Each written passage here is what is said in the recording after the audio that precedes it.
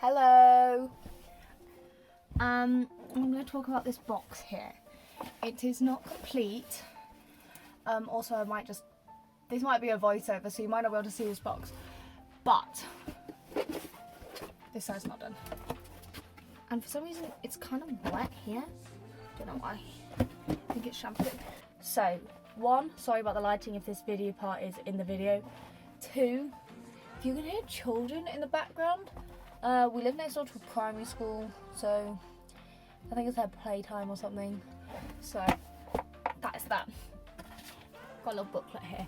It is possibly the worst notes I've ever done in my life.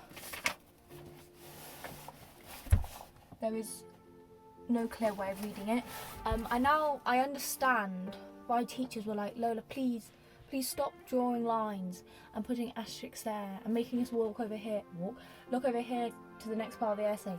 It's really annoying. I'm sorry to all my teachers that ever had to mark any of my work. That's hell. But let's get into it. Basically, it was Tom's birthday on the 6th of December. Today's the 9th of March, so not my best. Not my best work, but whatever.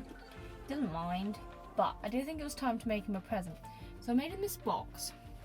It's a schoolwork divider / books. I split it into 3 parts. So I split it into chemistry, physics, maths. But then the maths is then further split into stats and mechanics and pure maths, core maths, plain maths. I don't know what it's called. So at the start, my mum just gave me 3 plain boxes. So the first thing I had to do was glue gun them together, which I definitely didn't burn myself on once. And I also made the 3rd divide so the maths ones could be separated. Stylistically, what were my plans? First of all, it needed to look somewhat academic. My inspirations were like blueprints with all the sketches, like architectural ones, mathsy ones, graphs, grids, guides, maths, science diagrams. I think they look really nice as a style. I think it's really fun. The second thing I was inspired by is Euclid book.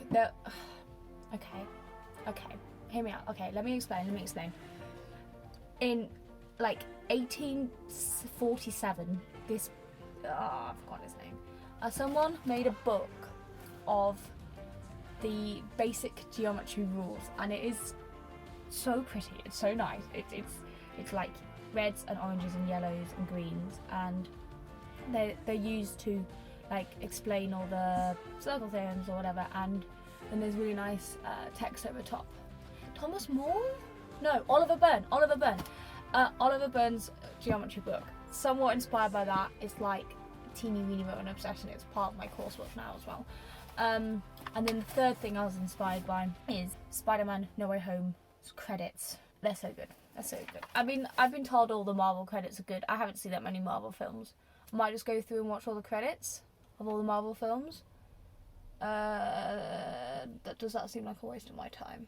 No. Colour scheme wise, I wanted a grey base, or white base, or a black base, like a plain base, and then to build up on that with really colourful things. Or originally I thought about just having one colour, like just having red throughout.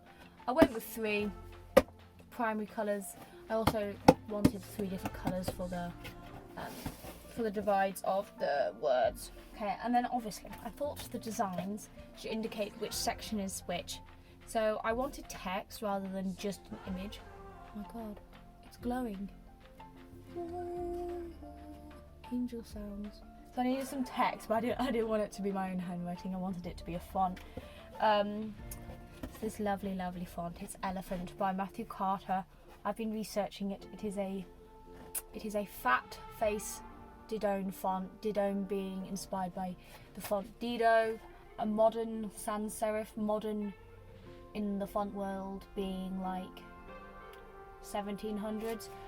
But yeah, since I pappy mashed the whole thing, essentially what I did with the fonts was I just typed it out on PowerPoint, printed it out, and then papier-mâché the cutout of the paper on.